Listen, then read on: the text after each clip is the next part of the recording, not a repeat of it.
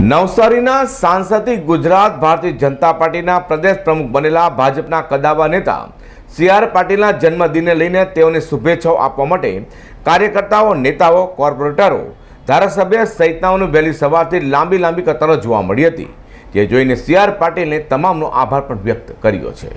સુરતના ભારતીય જનતા પાર્ટીના કાર્યકર્તાથી નવસારીના સાંસદ બન્યા બાદ ગુજરાત ભાજપના પ્રદેશ પ્રમુખ બનેલા સી.આર. પાટીલની રાજકીય પકડ મજબૂત થતાં અને રાજકીય તાકાત પણ વધુ થતાં આજે તેઓ ગુજરાતભરમાં કદ્દાવર નેતા તરીકે ઉપસી આવ્યા છે. ત્યાં તેઓના આજે 16મી માર્ચના રોજ જન્મદિવસને લઈને તેઓને શુભેચ્છાઓ આપવા ધસારો જોવા મળ્યો હતો. સી.આર. પાટીલના ઘરે અને ઓફિસે સવારથી જ ભાજપના કાર્યકર્તાઓ, નેતાઓ, ધારાસભ્યો, કોર્પોરેટરો સહિતનાઓ પહોંચી જવા પામ્યા હતા અને શુભેચ્છાઓ આપતા સી.આર. પાટીલ પણ તમામનો આભાર વ્યક્ત કર્યો હતો. જન્મદિવસ હોય કે એના ઘરે કોઈ શુભ પ્રસંગ હોય, પરંતુ ભારતીય જનતા પાર્ટીના કાર્યકર્તા એ ઉત્સવને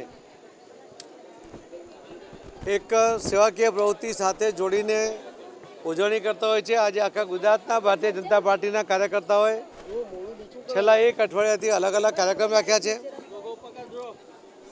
એમણે દરેક જગ્યાએ, કોઈ જગ્યાએ બ્લડ કેમ્પ, ગઈકાલે સાવરકુંડલામાં 1600 જેટલા યુનિટ ભેગા થયા, એમાંથી 500 તો બહેનોએ આ રક્તદાન કર્યું હતું.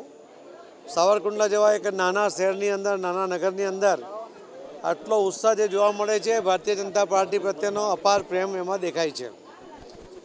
કોઈ રોજગાર મેળાઓ છે, બીજા બ્લડ કેમ્પો છે, કુપોષણમાંથી સુપોષણમાં બાળકોને લાવવા માટે એ પણ યોજના આજે ભારતીય જનતા પાર્ટી 5 વાગે લોન્ચ કરવાની છે.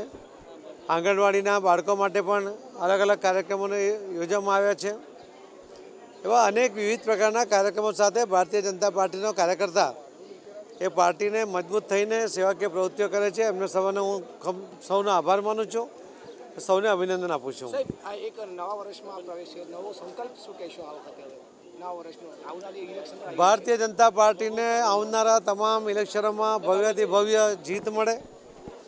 આ જીત દ્વારા સત્તા પ્રાપ્ત થાય, એ સત્તાથી પાર્ટી સેવા કરે અને છેવાડાના માનવી સુધી એમની જરૂરિયાતો પૂર્ણ થાય, એના માટે નિમિત્ત બનીએ, એવો અમારો સંકલ્પ છે.